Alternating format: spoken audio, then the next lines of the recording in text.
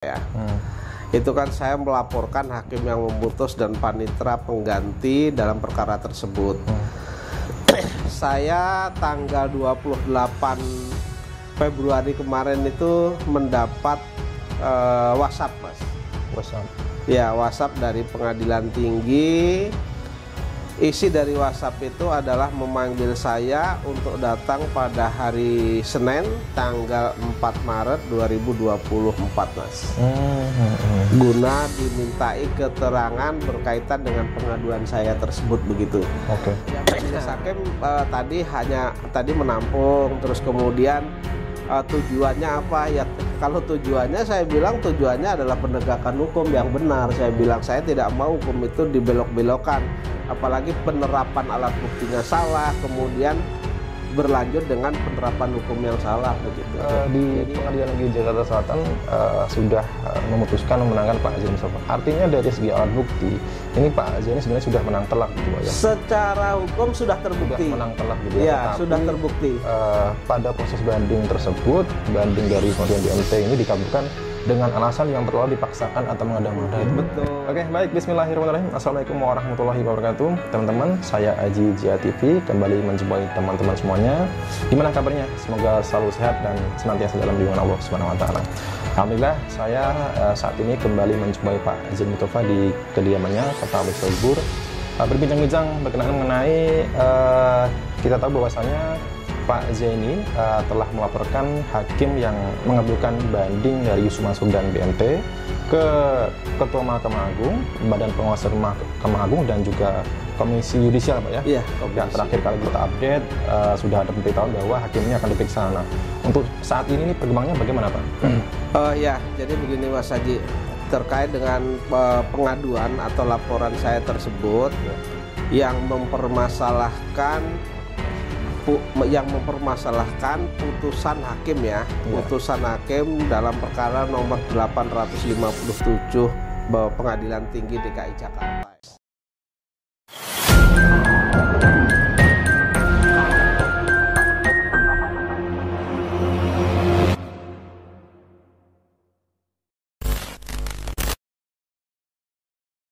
Tersebut begitu. Oke. Jatuhnya kan hari tadi jatuhnya, maka saya menghadiri panggilan itu tadi. Kemudian setelah saya menghadiri, kemudian saya dimintai keterangan oleh 3 hakim. 3 hakim, kemudian 1 panitra, kemudian 1 lagi yang membuat notulen begitu, Mas. Kemudian pemeriksaannya ya biasa.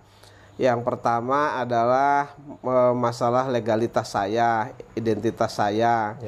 Misalnya KTP asli saya dilihat, terus kemudian karena saya dalam perkara tersebut sebenarnya saya maju sendiri, tapi karena saya di situ menuliskan bahwa saya seorang advokat, maka lisensi advokat saya, kartu advokat, tanda pengenal saya juga diperiksa juga tadi. Itu saya serahkan, terus kemudian difotokopi oleh mereka begitu ya. Nah, terus kemudian selanjutnya adalah mereka majelis yang memeriksa saya itu menanyakan berkaitan dengan surat saya itu, apakah itu memang benar dari saya atau bukan, kan begitu. Ya saya jawab benar dari saya bilang begitu. Selanjutnya setelah itu masuk materi pokok perkara, Mas. Apa yang menjadi keberatan dari saya begitu. Nah, yang menjadi keberatan dari saya adalah Majelis Hakim Pengadilan Tinggi itu salah dalam menerapkan alat bukti perjanjian, Mas. Yang disebut dengan bukti P5 itu. Nah, kemudian kenapa keberatan di sana? Saya sebutkan sesuai dengan ketentuan pasal 1340 KUH Perdata bahwa perjanjian itu hanya mengikat kepada pihak-pihak yang membuatnya saja, saya bilang. Sementara saya itu tidak ada kaitannya dengan perjanjian tersebut begitu. Sehingga kalau ini diterapkan dalam perkara saya, secara hukum tadi, landasan tadi tentu salah, saya bilang begitu. Oleh karena itu saya keberatan terhadap pertimbangan tersebut dalam penerapan alat bukti tersebut. Yang akibatnya karena salah penerapan alat bukti tentu pertimbangan hukum selanjutnya kan salah begitu. Nah, karena itu pertimbangan hukumnya salah tentu merugikan saya karena mereka kan berdasarkan alat bukti tersebut, kemudian pertimbangan hukum berikutnya itu kan akhirnya meng-NO perkara saya yang menyatakan bahwa Pengadilan Negeri Jakarta Selatan itu tidak berwenang mengadili, yang berwenang mengadili adalah Pengadilan Agama. Itu kan merugikan saya sehingga saya keberatan di sana. Saya mengatakan tidak mungkin hakim tidak tahu tentang 1340 tersebut. Kalau mereka berhati-hati, kalau mereka meneliti alat bukti tersebut, saya bilang begitu. Ya, intinya begitu Mas Haji. Ya. Oke. Setelah Pak Zaini menjelaskan alat bukti tersebut, Pak, apakah ada respon tanggapan dari majelis hakim begitu yang meriksa? Ya majelis hakim tadi menampung, terus kemudian tujuannya apa ya? Kalau tujuannya saya bilang tujuannya adalah penegakan hukum yang benar. Saya bilang saya tidak mau hukum itu dibelok-belokkan, apalagi penerapan alat buktinya salah, kemudian berlanjut dengan penerapan hukum yang salah begitu. Jadi hanya sekitar itu saja Mas Haji. Mungkin ditanyakan mengenai harapan atau tuntutan Pak Zaini bahwasanya hakim ini Pak Zaini berharap bisa dikenai sanksi begitu ya? Ya, jadi tadi juga ditanyakan itu. Jadi bagaimana? Apakah harapannya atau permintaannya bagaimana? Sementara permintaan saya sesuai dengan surat itu kan saya sudah mencantumkan agar diberikan sanksi yang seberat-beratnya sesuai dengan ketentuan hukum yang berlaku. Tadi juga saya ulangi, tetap saya tegaskan seperti itu. Harapannya itu, kalau memang memungkinkan bahwa itu diberi sanksi yang paling berat, ya silahkan, itu pertimbangan dari majelis pemeriksa kan begitu. Oke. Yang perlu ditekankan bahwa hasil pemeriksaan ini tidak mengaruhi putusan kasasi nanti, Pak ya? Oh tidak mempengaruhi. Jadi memang Pak Zaini memang tujuannya murni supaya tidak ada lagi bahwasanya hakim-hakim yang memutus dengan putusan yang salah gitu ya? Iya. Padahal alat bukti itu sudah jelas. Jadi harapan saya, ini kalau tadi ditanya juga, ini kalau saya biarkan, tidak saya laporkan, nanti akan terjadi dalam perkara yang lain, saya bilang. Makanya sekecil apapun kesalahan, apalagi ini kesalahannya kan besar ya, menurut hemat saya, maka saya laporkan. Harapan saya adalah harapan saya tidak ada korban-korban seperti saya berikutnya begitu. Salah menerapkan hukum sehingga merugikan saya kan gitu. Iya, oke. Iya. Pak Zaini ini kan sebelum Pak Zaini diberitahu bahwa ada jadwal bahwa Pak Zaini minta hadir itu akan diperiksa. Sebelumnya kan sudah ada pemberitahuan bahwa hakim ini akan diperiksa. Iya. Ya, berarti ini hakim yang dilaporkan Pak ini juga sudah diperiksa itu, Pak?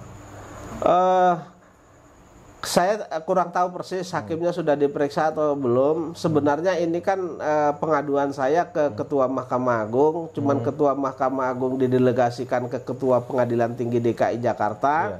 Ketua Pengadilan Tinggi menunjuk Wakil Ketua Pengadilan Tinggi yang menjadi ketuanya tadi.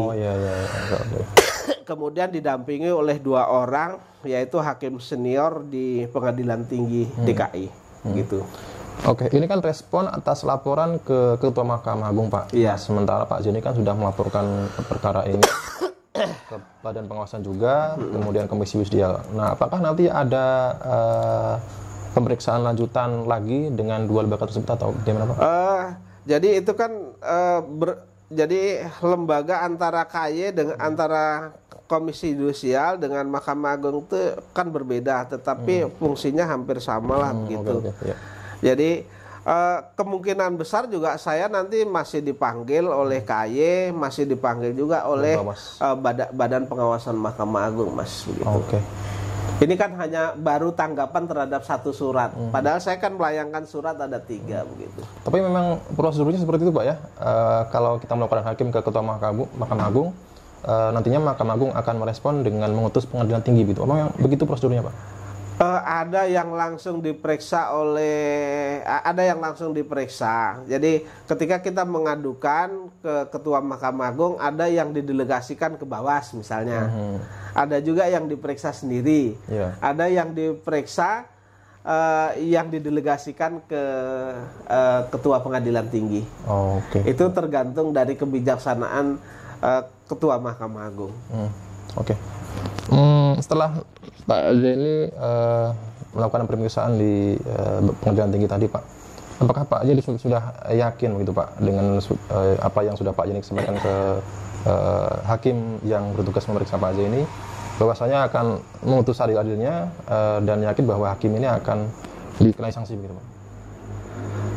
Jadi begini, yang jelas saya sudah menyampaikan keberatan saya dan berserta alasan-alasannya, kemudian alat buktinya.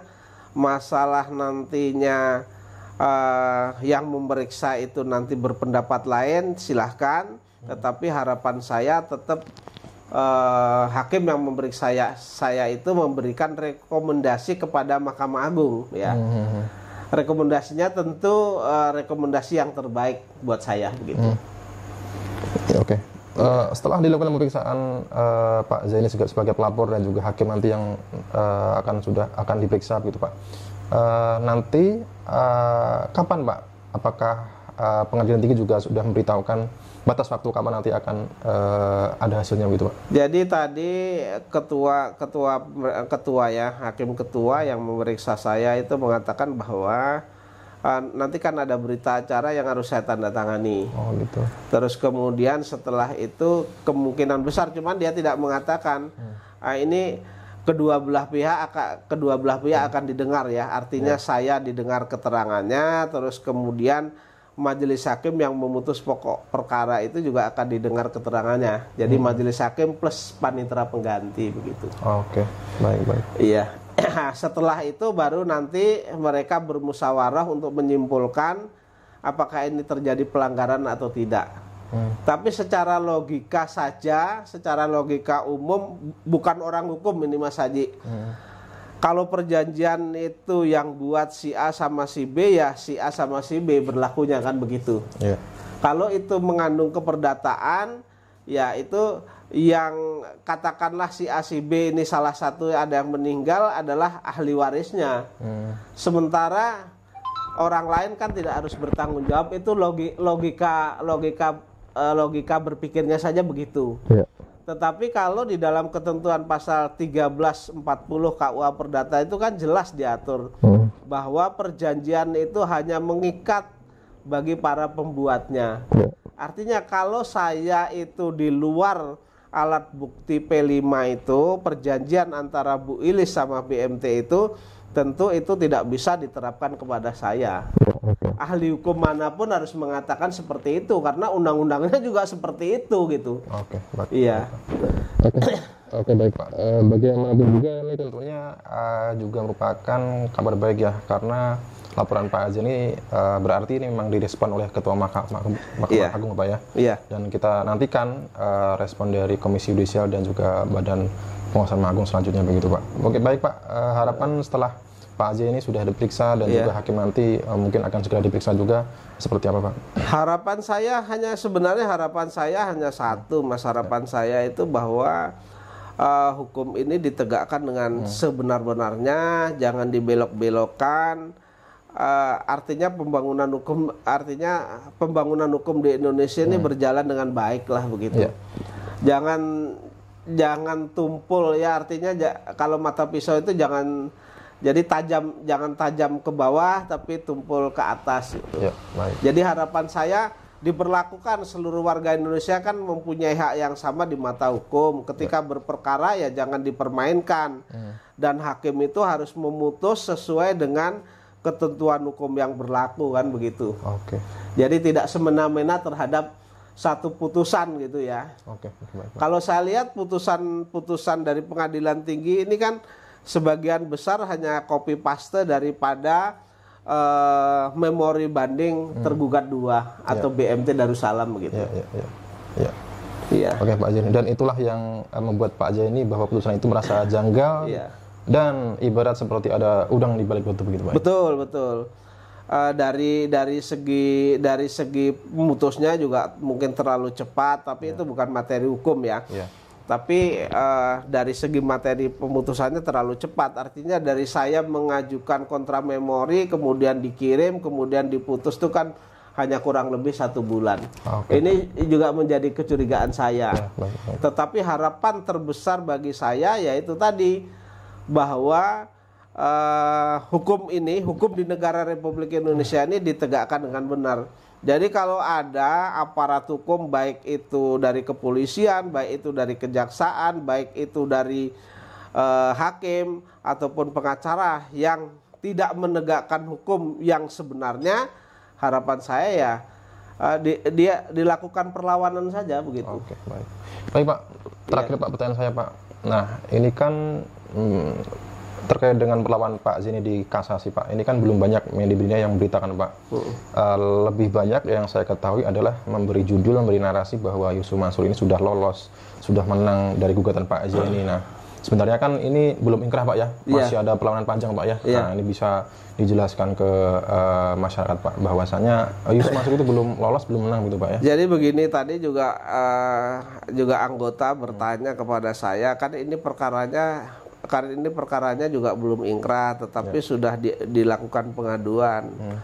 Kalau saya jawab kalau saya harus menunggu ingkrah dulu nanti malah masuk angin Bu, saya bilang. Justru ini secara normatifnya saya mengajukan kasasi, tetapi koreksi terhadap putusan itu juga saya sampaikan secara normatif sebagai dasar alasan saya untuk mengajukan kasasi. Tetapi atas putusan ini saya juga harus melaporkan atau mengadukan hakim yang memutus yang nyata-nyata telah salah dalam menerapkan alat bukti, dan selanjutnya berkaitan dengan alat bukti itu salah menerapkan hukum sehingga merugikan saya, itu harus dilaporkan, saya bilang begitu. Baik, oke, baik Pak, saya kira sudah cukup Pak ya. Ya, jadi sebenarnya belum ada yang kalah, belum ada yang menang. Belum ada yang menang. Ya, kalau saya di pengadilan negeri itu saya dikabulkan gugatan saya, kemudian di pengadilan tinggi itu di NO, kemudian sekarang prosesnya itu di kasasi. Itu sebenarnya proses ini sedang berjalan, masih berjalan. Jadi tidak ada yang kalah, tidak ada yang menang begitu Mas Haji. Toh kalau misalnya putusannya nanti katakanlah di kasasi ini misalnya putusannya saya dikalahkan, kan saya masih punya hak juga PK. Dan saya kan masih punya alat bukti yang baru saya dapatkan, yang itu bisa menjadi alat bukti atau novum baru di PK nanti begitu. Baik. Karena itu saya dapatkan setelah memang memori kasasi itu saya kirim. Dan di dalam kasasi kan tidak ada tambahan alat bukti, kecuali di dalam PK bisa menambahkan alat bukti yang kita temukan setelah perkara itu diputuskan begitu. Dan Pak Zaini juga bisa melakukan gugatan ulang Pak ya? Nah, kalau itu hanya di NO saja, kalau sampai dengan PK saya kalah, itu di NO saja, saya kan bisa mengajukan gugatan lagi Mas, diperbarui begitu. Jadi nggak habis-habis. Intinya kan di Pengadilan Negeri Jakarta Selatan sudah memutuskan memenangkan Pak Zaini Mustafa. Artinya dari segi alat bukti, ini Pak Zaini sebenarnya sudah menang telak gitu Pak ya? Secara hukum sudah terbukti. Sudah menang telak gitu ya? Tetapi, sudah terbukti. Pada proses banding tersebut, banding dari Yusuf Mansur dan BMT ini dikabulkan dengan alasan yang terlalu dipaksakan atau mengada-ngada itu. Betul ya. Baik Pak. Sangat dipaksakan. Pak. Baik Pak. Kita support terus Pak Zaini, selalu semangat Pak Zaini. Terima kasih Mas Haji. Teman-teman, itu tadi ya perbincangan saya dengan Pak Zaini Mustafa, di mana alhamdulillah Pak Zaini sudah diperiksa di Pengadilan Tinggi, dan kita tunggu perkembangan selanjutnya, dan semoga hakim yang mengabulkan banding dari Usman dan kawan-kawan ini dikenai sanksi gitu Pak ya? Betul, ya harapan kita begitu, harapan saya begitu. Oke, terima kasih teman-teman telah menonton yang ini. Saya dan Pak Zaini dari Kota Wisata Jiburu mengucapkan terima kasih. Wassalamualaikum warahmatullahi wabarakatuh.